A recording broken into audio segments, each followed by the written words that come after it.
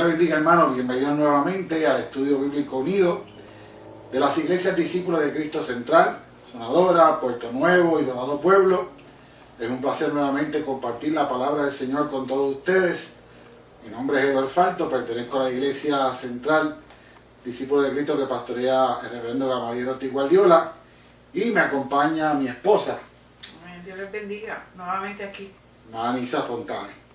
En el día de hoy nos corresponde la clase que se titula Hay Redención, comenzando en el libro de Job, capítulo 19, versículos del 1 al 7, del 23 al 29. La clase de hoy realmente tiene un matiz muy interesante, en el cual vamos a ver algunas situaciones específicas en la vida de Job que podemos traer una enseñanza para el día de hoy. Pero una de las cosas importantes cuando trabajamos el libro de Job o el Antiguo Testamento es que siempre hay que ver esto en el contexto en que está escrito. Siempre un estudio apropiado de la Escritura corresponde ubicar el texto en el momento en que fue escrito para entender los por qué, los cuándo, los cómo y los dónde de esa porción bíblica. Lamentablemente hay personas que a veces extraen el texto bíblico específicamente de cualquier parte de la Biblia, pero específicamente en el Antiguo Testamento, y lo extraen y lo aplican a la iglesia cristiana, obviando todos los conceptos, ¿verdad?, que existen en el momento. Y este libro de Job hay que tener bien en cuenta, ¿verdad?, como lo es toda la Biblia, que es un libro judío, y muchas de las premisas parten de la experiencia judía, no de la experiencia cristiana. De hecho, en los tiempos de Job, el cristianismo no existe. Así que nosotros solamente vamos a interpretar y sacar algunas enseñanzas de Job a base de las enseñanzas de Jesús. Esa es la manera apropiada, ¿verdad?, de traer el Antiguo Testamento hacia nosotros. Es filtrar todo lo que el Antiguo Testamento dice y filtrarlo a través de las enseñanzas de Jesús y de los apóstoles, que compete entonces a la vida, al cristianismo de hoy día. Así que, para conceptualizar el texto que vamos a utilizar hoy, hay unos detalles que vamos a tener, ¿verdad?, tenerlos en mente para que la lección de hoy sea apropiada. Primero, la fecha del libro.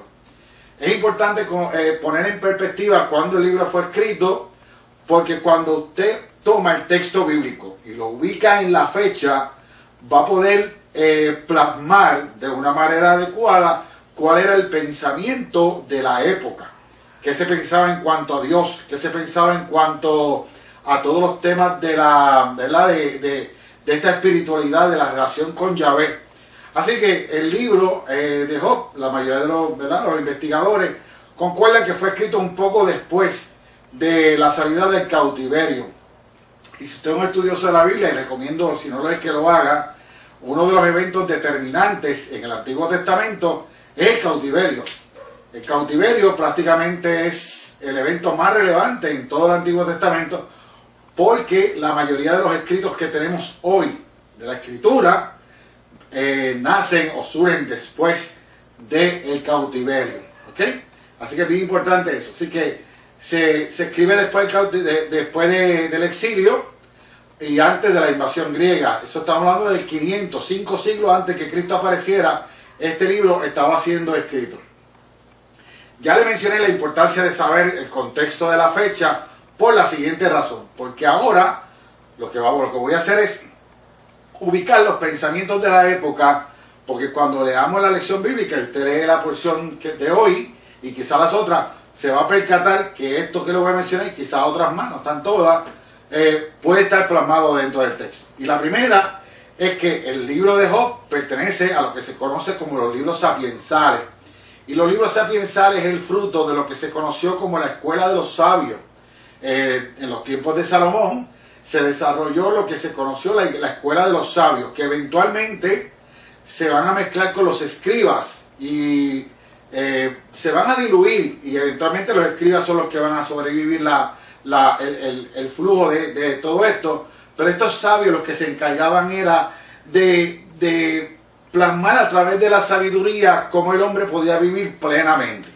Y tuvimos unas lecciones hace unos meses donde se habló de la sabiduría como personificación y todo eso, y le refiero a aquellas clases porque fueron excelentes.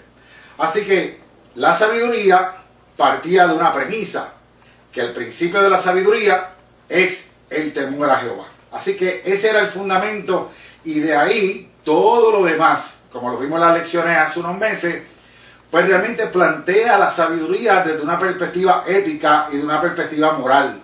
El buen comportar es el comportar sabio.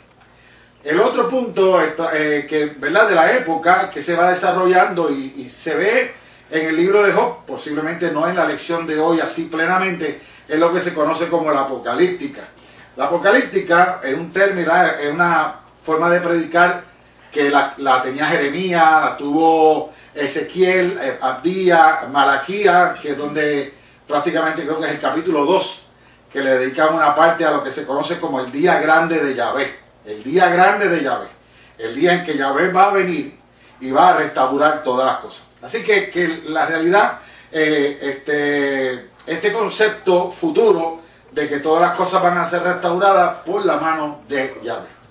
El tercer punto, que lo vamos a ver, ese sí se ve bien clarito en todo el libro de Job, es el concepto de la retribución, ¿verdad? La retribución. Y la retribución es el proceso, es el desarrollo de la mentalidad del judío. O sea, es un proceso que se va desarrollando de acuerdo a su historia. Por ejemplo, cuando usted lee la Torá, en los primeros 5 libros de la Escritura, se va a percatar que la Torá, por su etimología, su definición, es consejo, palabra, no era una cuestión punitiva. La Torá en sus principios no era una cuestión punitiva. Pero en la distorsión del pueblo y en su historia se empieza a desarrollar la mentalidad de que si se hace algo malo, Dios nos castiga. Si hacemos algo bueno, Dios nos va a premiar. Y eso es lo que se conoce como la retribución. La acción de Dios va a depender de cómo nosotros accionemos. Por eso vamos a ver más adelante en la lección cómo, ¿verdad?, los personajes de la lección le van a reclamar a Job por no quiero adelantarme, ¿verdad? No me adelanto, no, lo dejamos ahí, pero lo vamos a ver mucho más adelante. Así que el concepto de la retribución está ahí, y es una filosofía que evoluciona tardío en el Antiguo Testamento y eventualmente todavía al día de hoy, Nisa, el día de hoy, en muchos lugares se plantea la idea que si tú no haces algo, Dios te va a castigar. O sea, eso no ha desaparecido en su totalidad. Así que Job, como le dije al principio, pertenece a la literatura sapiensal. Es considerado un libro de alta poesía, y para algunos se ubica en la literatura, pero destacándolo por encima de todo ello por su estructura literaria. Su estructura literaria es muy sofisticada en comparación a los demás, y lo asocia un poquito más a los salmos y a los proverbios. Ahora, bien importante, hermano, que tengamos presente que esta literatura sapiensal no es original del pueblo judío. O sea, el pueblo judío Salomón no se inventó esto. Esto ya previamente las comunidades de Egipto, las comunidades de la Mesopotamia, ya habían desarrollado escuelas de sabios, y esta prédica o este consejo, utilizando enigmas, cosas así, para llamar la atención y todo eso, ya existía desde antes, o sea, existía en la Mesopotamia. Es más, en unos estudios un poco más detallados de esta porción, hay escritos previos al libro de Job que prácticamente narran la historia de Job, y son escritos en Egipto o en la Mesopotamia. Claro, mucho comparándolo con la literatura hebrea que estamos viendo hoy, pues en realidad no tiene comparación, y los estudiosos entienden que aunque se conocía aquello, no había una influencia fuerte sobre el libro de Job. Así que estos son los conceptos, ¿verdad?, que a grosso modo podemos tener claros para la lección que vamos a estudiar en el día de hoy. Así que en el capítulo 19, versículos del 1 al 7, vamos a leerlo, y vamos a hacer una pequeña introducción para entonces caer en la explicación de lo que está sucediendo aquí.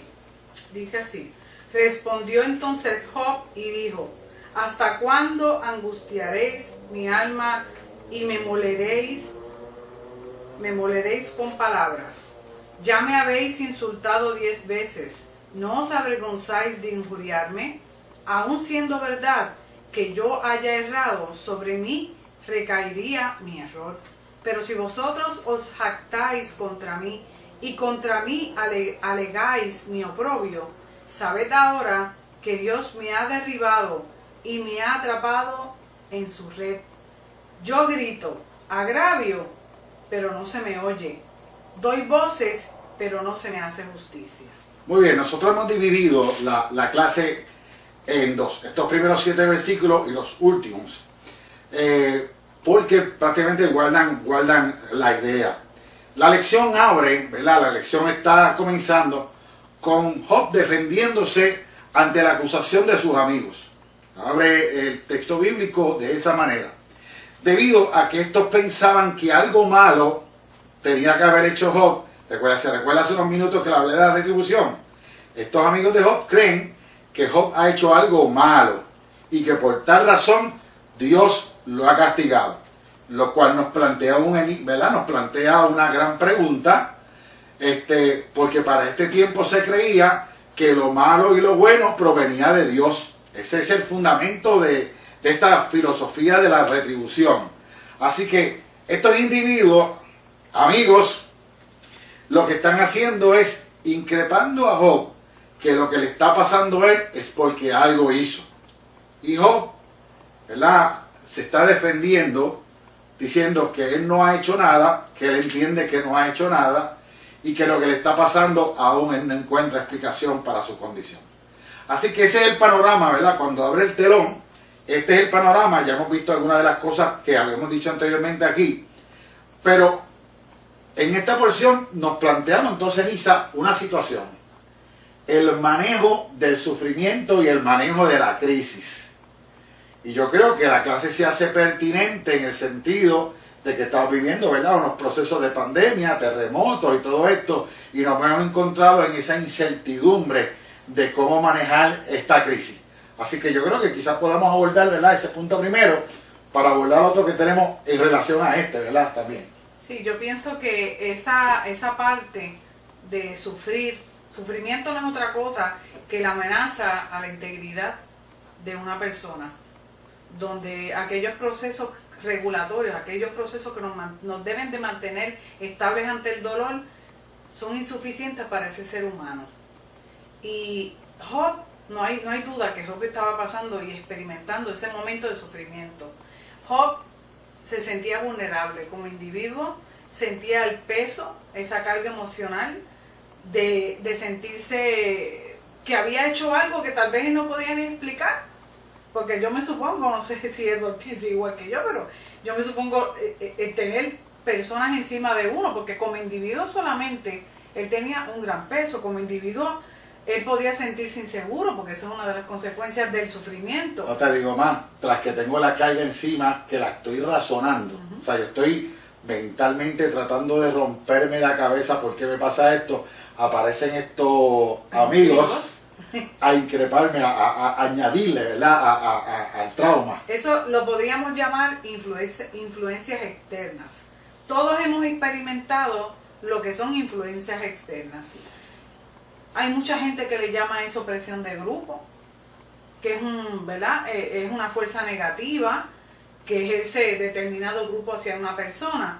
Pero realmente la presión de grupo, si la vemos desde el punto de vista positivo, nos insta, nos impulsa a hacer lo correcto. Pero cuando una persona está constantemente sintiendo una presión de grupo a nivel negativo, como es el caso de Job en este momento particular, lo va a desarmar, lo va a hacer sentir inseguro, le va a crear como individuo sentimientos de, cuidado, sentimientos de inferioridad, porque llegó un momento en que él pudo pensar, me parece que el versículo 6, que me gusta mucho ese versículo, porque él dice: sabed ahora que Dios me ha derribado y me ha atrapado en su red. Es difícil para una persona saber que estás pasando por un problema, por un sufrimiento, por un dolor, por una enfermedad, por un momento de pérdida, y uno sentirse que está atrapado. No sentir la paz y la seguridad y la certeza. Pero a pesar de que Job estaba en esta situación, él tenía una confianza. Y su confianza y su esperanza estaba puesta en el Señor, ¿verdad? Que eso más adelante lo vamos a tocar, porque hay una carga emocional de sufrimiento. Y es que, sin duda alguna, te va a afectar físicamente, te va a afectar emocionalmente, mentalmente, espiritualmente. Y va a llegar un momento que no vas a poder lograr lo que tú quisieras lograr, ¿verdad? Fíjate, aquí estamos prácticamente planteando la problemática de un individuo que está teniendo una carga emocional fuerte, no sabe por qué le ha pasado todo esto, y como hemos dicho ya, sus amigos le empiezan a increpar. Vuelvo y repito, la cuestión de la retribución está en la mente de ellos. Así que Job debió haber sido bien pesado para él. ¿Cómo manejar esa presión del grupo, esa presión de la gente que a veces te quieren hacer ver cosas de una manera?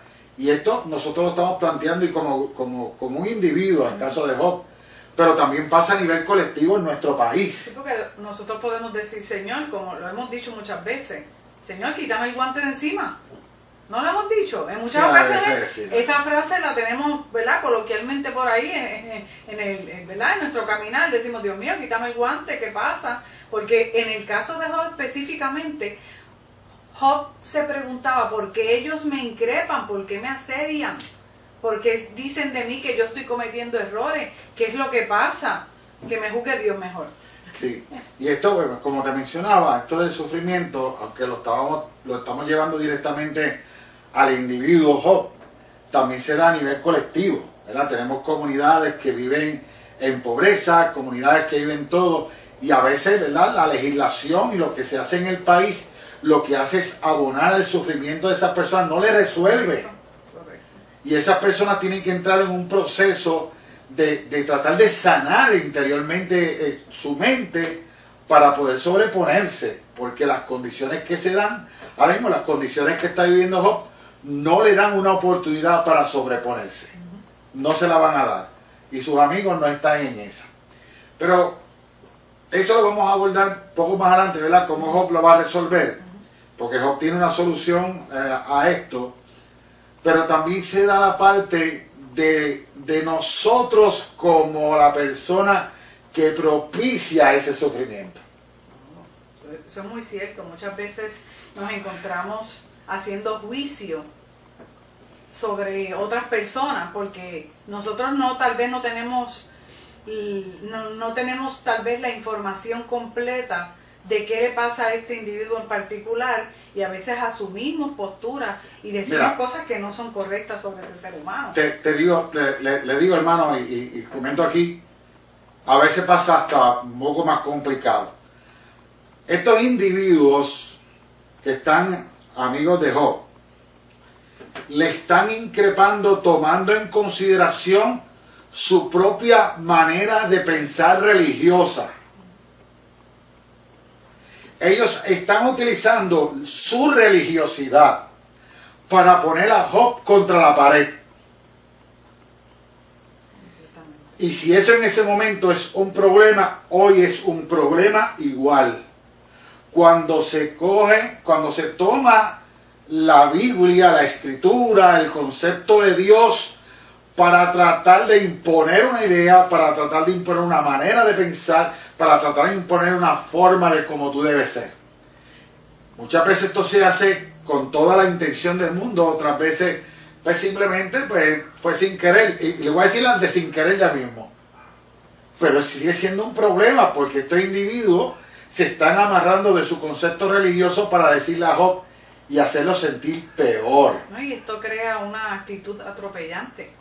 Es atropellante porque total. Nosotros utilizar una creencia, apelar a nuestra propia creencia espiritual o religiosa para reclamarle a otro, en otras palabras, eso es una actitud atropellante. Y muchas veces sin darnos cuenta lo hacemos, claro, y tú no sabes lo que dice la Biblia, muchacho. Así mismo y tú nunca, o sea, me sigue, o sea, tienes que orar más. Tienes que orar, muchacho. Yo creo que tú no tienes fe. Eso es que no estás orando lo suficiente. No estás orando, yo creo que no tienes fe. Yo creo que si tú humillas, yo creo que vas a... Si confiaras más en Dios, posiblemente. Entonces, ese comentario, oye, todos hemos pasado por eso. Ese comentario que a lo mejor no tiene la intención de dañar, pero daña. Pero es atropellador. Daña. Yo estuve en una iglesia y yo pregunté, no sé si te acuerdas de eso, estaba predicando en una iglesia un día y pregunté de este individuo que va en una silla de ruedas y llega a esta actividad donde pues, le prometieron sanidad divina, porque eso es lo que está pasando a veces en muchas de estas campañas, te prometen todo eso y olvidándose del patrón si Dios quiere, ¿verdad? Y la persona llegó, pasó al frente, oraron por él y la persona no se sanó. Y yo pregunto en esa conferencia, recuerdo, digo, ¿quién no tuvo fe? Y sin pensarlo, se sorprendería, hermano, se levantó una persona y me dijo que la persona de silla de ruedas no tenía fe. Así de sencillo, así de sencillo. Con toda sencillez, yo creo que no lo hizo ni por maldad, pero en el concepto de la gente, en el concepto de este hermano que se levantó aquel día, para él, la persona que salió de su casa, se montó en su carro, en su silla de ruedas, caminó hasta el Coliseo, llegó hasta el frente. Con la genuina fe de que, que se va a ¿qué más fe tú quieres todo ese proceso que ha pasado para llegar allí? Con la esperanza de que Dios haga algo con él. Y como no pasó, que no tenía fe en la persona. Y comentarios como ese, a veces se dan dentro de las iglesias, a veces sin querer, ¿verdad? Involuntariamente. Pero es bueno que ya que estamos tocando esto hoy y estamos viendo no solamente el sufrimiento de Job, sino los que están provocando más agonía. No, y cómo aplicarlo, porque no es solamente una lo lectura, traemos para que cómo lo podemos aplicar a nuestra vida diaria, al día a día, porque nos pasa, hermano, nos pasa día a día, y hay personas que en medio de un momento de enfermedad te ven acostado en una cama o postrado en una cama y te dicen, ora muchacho, tienes que estar ahí, tienes que levantarte rápido. Bueno, yo oro, hermano, pero si el Señor no sana, y si no me sana, o sea, ¿qué puede ocurrir? Sí. O sea, que son cosas que hay que analizarlas y, fíjate, y tener mucho cuidado. Y nos convertimos literalmente en los amigos de Job cuando hacemos eso. Seguro. Nosotros nos convertimos en los amigos de Job cuando tomamos algo de la Escritura para encarar a alguien, para imponerle algo, para decirle algo, para sacarle en cara su poca fe. O te pasó esto por tal cosa. Y realmente, si es importante cómo se maneja el sufrimiento humano, también es importante que lo que nos acercamos a las personas que sufran, lo hagamos con mucha diligencia y con mucha prudencia y cuidado. Amén. Tenemos que seguir porque ese tema sería enormemente largo. Así que ese es el escenario, ¿verdad? Ese es el escenario de lo que está pasando aquí. Versículo 8. ¿Verdad? Porque la lección nos brinca al versículo 23, pero del versículo 8 al 22, no está en la lección, pero sería inapropiado, ¿verdad?, yo obviarlos, porque el versículo 23 es una continuidad de esos versículos. Y quizás para cuestión de ubicar qué está pasando en esos versículos, es importante que usted sepa que el libro de Job se divide en tres partes. Se divide, la primera parte, lo que se conoce como el prólogo, es esa parte donde el narrador usa el mito para hablar de que Dios y el enemigo y el diablo hablaron, conversaron y todo eso, ¿verdad? Que eso es realmente, y cuando digo mito no es que sea embuste, es una manera de expresar algo.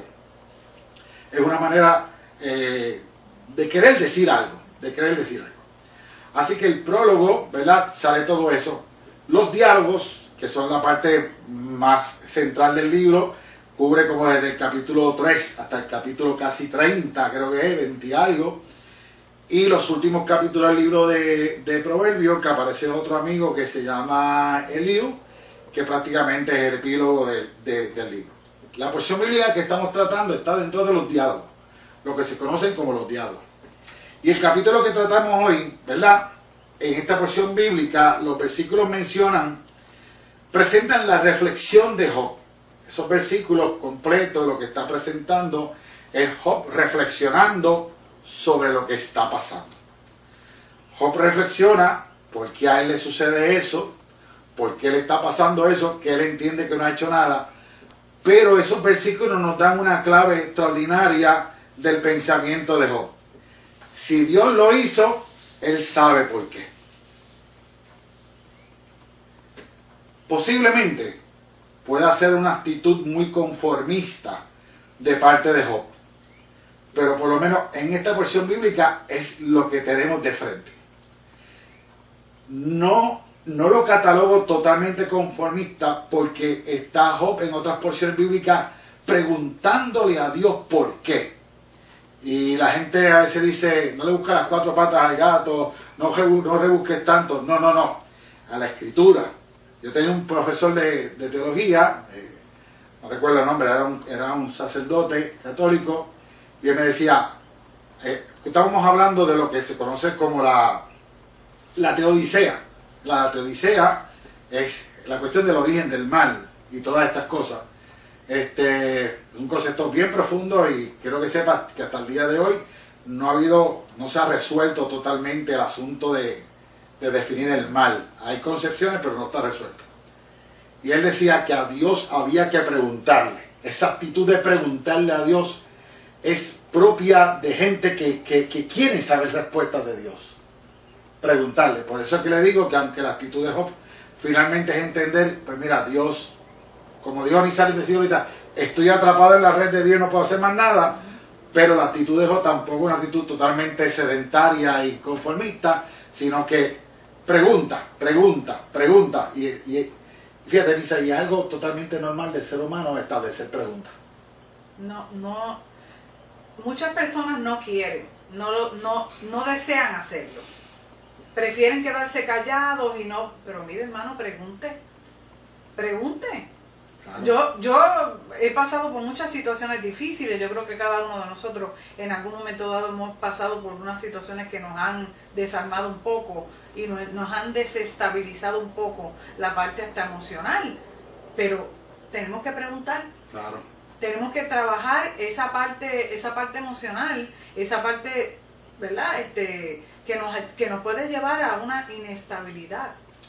Muy bien. Es lo que no queremos, ¿verdad? Así que el versículo 23 y 27, que comprende entonces la clase de hoy, ¿verdad? Lo vamos a leer. Misa, si lo puedes leer, te lo agradezco. Del 23. 23 al 27. Okay. ¿Quién diera ahora que mis palabras fueran escritas? ¿Quién diera que se escribiesen en un libro? ¿O con qué cincel de hierro y con plomo fueran esculpidas en piedra para siempre? Pero yo sé que mi Redentor vive, y que al fin se levantará sobre el polvo, y que después de deshecha esta mi piel, en mi carne he de ver a Dios. Lo veré por mí mismo, mis ojos lo verán, no los de otro, pero ahora mi corazón se consume dentro de mí. Deberíais decir, ¿por qué lo perseguimos? Si la raíz de su situación está en él mismo. Temed vosotros delante de la espada, porque sobreviene el furor de la espada a causa de las injusticias. Sabed pues que hay un juicio. Fíjate que esa porción bíblica, Job comienza ¿cómo le digo? Afirmando con certeza un postulado lleno de esperanza. Dice que, como tú decías hace poco, las verdades teologales, es la fe y esperanza y amor, de Corintios 13. Job está apelando a la esperanza, que tiene su culmen en el versículo que es el texto áureo de hoy, ¿verdad? De toda esta porción bíblica, quizá el texto fuerte de toda esa porción es que la esperanza está puesta en Yahvé, está puesta en Dios, y que él sabe que Dios le va a responder, Así que todo lo que hemos visto en la primera parte de este libro, de esta lección, esta incertidumbre y todo eso, Job lo va a resumir bajo el término de la esperanza que tiene de que Dios lo va a redimir de la situación en que vive. Tiene la certeza. La certeza. Ahora, es bien importante, hermano, porque a veces este versículo se saca de contexto, y hermano, se saca de contexto. Si usted va a la lección bíblica de la guía, de la revista del discípulo, y mira la columna que le sigue, la otra traducción bíblica, vamos a leerlo para los hermanos, sí, desde el versículo para que usted vea el contraste y lo que quiero decir después de eso. Dice, ojalá alguien escribiera mis palabras y las dejara grabadas en metal. Ojalá alguien con un cincel de hierro las grabara en plomo o en piedra para siempre. Yo sé que mi defensor vive y que él será mi abogado aquí en la tierra. Y aunque la piel se me caiga en pedazos, yo en persona veré a Dios. Con mis propios ojos he de verlo, yo mismo y no un extraño. El versículo dice, creo que dice yo sé que mi defensor vive y que él será mi abogado aquí en la tierra. La segunda parte de eso. Y aunque la piel se me caiga en pedazos, yo en persona veré a Dios. Y eso es importante. Porque este versículo, aunque podría sonar un preludio de lo que en el cristianismo será la vida en la eternidad, en este versículo no se refiere a esa realidad. Este versículo, que es el texto audio de la clase, no se refiere a una realidad de la vida en la eternidad. De cuando, ¿verdad? O muera o que esto venga, no se refiere a eso. ¿Por qué razón no se refiere? Porque para este tiempo ese concepto de vida eterna o de vida más allá no existía todavía. Es un concepto que se va a elaborar mucho más tarde en el Nuevo Testamento y eventualmente el cristianismo hará de él parte de su piedra angular, ¿verdad? Con esto de la venida de Cristo, ¿verdad? Que es el día de Yahvé en tiempo de Malaquías. Así que este versículo no está infiriendo eso. Sin embargo, si infiere la idea, o no infiere, dice el pensamiento de la época. Dios me va a levantar y Dios va a trabajar conmigo en el ahora, en lo que soy, en mi carne, y yo voy a ser testigo de lo que Dios va a hacer conmigo. Va a ser restaurado. Él tiene la esperanza de que Dios lo va a restaurar en su carne ahí. Ahí. Y fíjate, Nisa, dije algo hace unos segundos, a pesar de que esto es un pensamiento de Job, 5 siglos antes de que naciera una idea del cristianismo, aunque el cristianismo, ciertas señales del cristianismo ya existían antes de Cristo. ¿Ok? Eso es bien importante. El cristianismo ya predicado, ¿verdad? De hecho en adelante adopta ya ciertas filosofías que existían, precristianas, se adoptan, existían ya antes.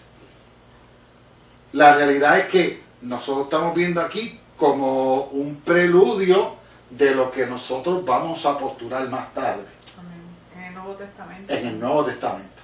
Aquí tenemos un preludio. ¿Qué le podemos encontrar semejante a lo que Job está diciendo con lo que creemos hoy? Es que la esperanza de Job está puesta en Job, que la va a restaurar, y que nosotros hoy día, y los que sufren, y los que pasan, y los que se, también ponemos la esperanza de que Dios nos va a levantar también. De que no estamos solos en el proceso del sufrimiento. De que la gente no está sola en el proceso de sufrimiento porque Dios está con él, y es prácticamente lo que Job está planteando. Que aunque seamos asediados y aunque venga la persecución como le llegó a Job, nosotros debemos de poder expresar, ¿verdad? Lo que sentimos como lo hizo Job, que a pesar del dolor, porque dentro del proceso él estaba pasando dolor. Claro. Pero él pudo decir, yo sé que mi Redentor vive, a pesar de todas las situaciones, yo me voy a levantar. Y esa es nuestra esperanza, que Él es nuestro Redentor. Quizás, ¿verdad? El libro de Job es el libro del sufrimiento humano por excelencia. Es el libro de eso y otros temas más. Pero si algo bonito podemos sacar de esta clase y de las próximas que vienen, es que a pesar de todo la esperanza de Él está puesta, que el Dios que quitó todas las cosas las va a restaurar para atrás. Fíjate que Job en ningún momento asume la idea de que Dios me tiene que devolver todo lo que yo tenía. Sin embargo, Eduardo, él no estaba pidiendo que le devolvieran todo. Claro que no. Sin embargo, a pesar de todas las cosas, que él se mantuvo firme, pese a todas las situaciones, le fue devuelto el máximo. Sí, pero lo que quiero traer con eso es, y eso es algo que me viene ahora, no está en el bosquejo, es que Job no está ostentando ser restaurado a su estado previo. Por eso es que la restauración adquiere definiciones de acuerdo al sitio, al evento, al momento. ¿Verdad? La pregunta que nos deberíamos hacer es: ¿qué es el restaurado? ¿Qué es el restaurado? ¿Verdad? Claro, en la definición de la palabra restaurar es volver las cosas a su sitio. Pero la realidad es que en la realidad práctica de la vida, en la praxis diaria de la vida, nos encontramos que a veces la restauración es un estado de bienestar. Salir de la crisis es un estado de bienestar. Pero no necesariamente este nuevo bienestar era el que tenías antes. No era el que tenías antes. Job no está ostentando que le devuelvan lo de antes, aunque sabemos, ¿verdad? Los que hemos leído ya el libro de Job, sabemos lo que pasa al final del versículo, quizá del libro. Posiblemente muchos hermanos en las próximas lecciones lo toquen. Pero la realidad es que Job no está solicitando que le devuelvan todo. Él quiere ser restaurado, es más, de lo más básico, de su salud, de su queja interior. Y fíjate que no solamente está el dolor externo de la enfermedad, también está la enfermedad de la mente, que le ha ido corroyendo de por qué le ha pasado todo esto. Y un punto bien importante ahí es que esa presión, esa influencia externa que les hablé ahorita, ejerce mucho, pero mucho sobre nuestros sentimientos, sobre nuestros valores, sobre nuestras actitudes, pensamientos, claro, e inclusive hasta nuestros comportamientos también. Sí. Porque, ¿verdad? Muchas veces decimos: yo no quería hacerlo, pero fulano me obligó. Pues creó una influencia en mí, claro, en mi pensamiento, ¿verdad? Así que en este proceso de la vida de Job, ¿verdad? Ya para ir concluyendo, vemos que Job pone su confianza en Dios. De la misma manera que ya en el cristianismo del Nuevo Testamento, ¿verdad? En el Nuevo Testamento, no cristianismo del Nuevo Testamento, el cristianismo en el Nuevo Testamento. Se empieza la prédica de Cristo, y la prédica de los apóstoles es también a poner la confianza en Dios. Por eso es que decía hace unos minutos que muchas de las cosas que vemos en Job no son referentes directos del cristianismo, pero es como un preludio de lo que se va a encontrar en el cristianismo. Así que la primera es la confianza en Dios. La segunda que podemos ver es amarrado a esa esperanza, a esa palabra, ¿verdad? La escritura, el texto que nos alimenta, inspirado, que nos da, ¿verdad? Esta noción de la realidad, porque el texto bíblico nos da las nociones de la realidad.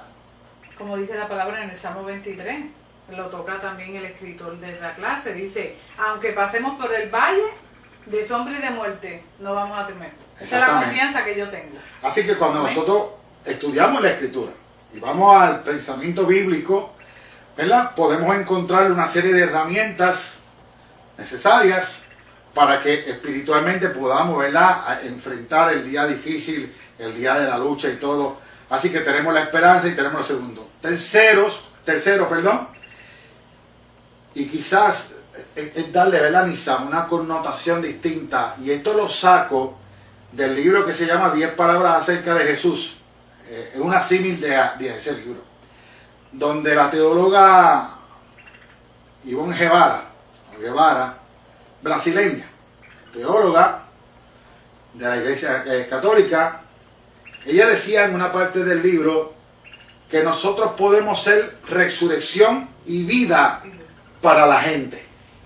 De la misma manera que Cristo ha sido resurrección y vida para nosotros, nosotros podemos ser resurrección y vida para la gente.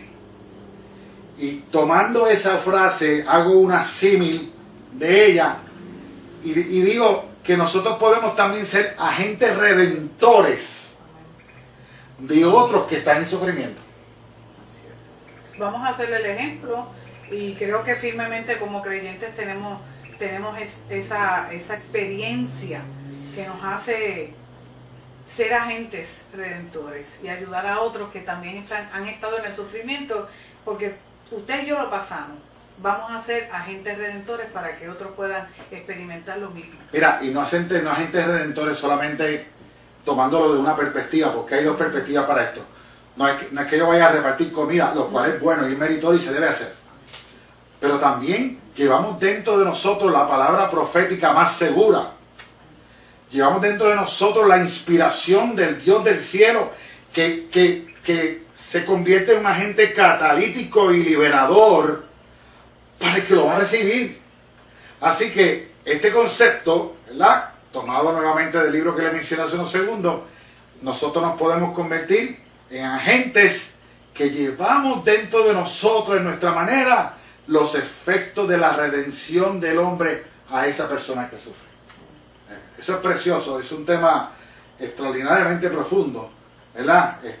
Como lo que decía Iván Guevara, como nosotros somos resurrección y vida también para otra persona. Y finalmente, ¿verdad?, la esperanza cristiana de la restauración de las cosas en la venida de Cristo. La prédica que se ha dado de la segunda venida de Cristo y todo esto, ¿verdad? Hay unas símiles en el libro de Job, ya en el Nuevo Testamento, especialmente la prédica de los apóstoles, la prédica de Pablo. Vamos a encontrar mucho sobre la venida de Cristo como un evento restaurador, un evento que lo levanta todo y lo transforma todo, y como decía en Apocalipsis, ¿verdad?, de la escuela jónica, Juanina, perdón, la escuela de Juan, cielo nuevo, tierra nueva y todo restaurado, etcétera, etcétera. Así que nosotros nos movemos en esta, ¿verdad?, en esta esperanza de restauración, y que nosotros tenemos que ser empáticos con la cuestión del problema del sufrimiento humano. Y nunca perder de vista que ante el sufrimiento, la pérdida que podamos experimentar, siempre Dios estará presente, hermano. Siempre Dios estará presente, como lo experimentó Job. Siempre Dios va a estar ahí, va a ser nuestro abogado, va a ser nuestro redentor, va a ser nuestra guía. Nunca perder esa esperanza que nosotros necesitamos tener. Así que, hermano, recuerde, siempre hay ese factor de la esperanza puesta en el Señor que nos va a ayudar a seguir hacia adelante. Yo creo que hasta aquí nos trajo el marco. Hay muchos otros temas que se podían dialogar, pero hemos querido mantenerlo, ¿verdad?, en esa perspectiva. Así que Dios le bendiga, hermano, Dios le guarde, y ruego al Señor que le dé la fuerza en estos momentos, ¿verdad?, de esta pandemia, que hemos tenido que estar limitados, ¿verdad?, limitados en nuestro movimiento, limitados en la salida, limitados en muchas cosas, limitados aún en nuestra participación en las iglesias y todo esto.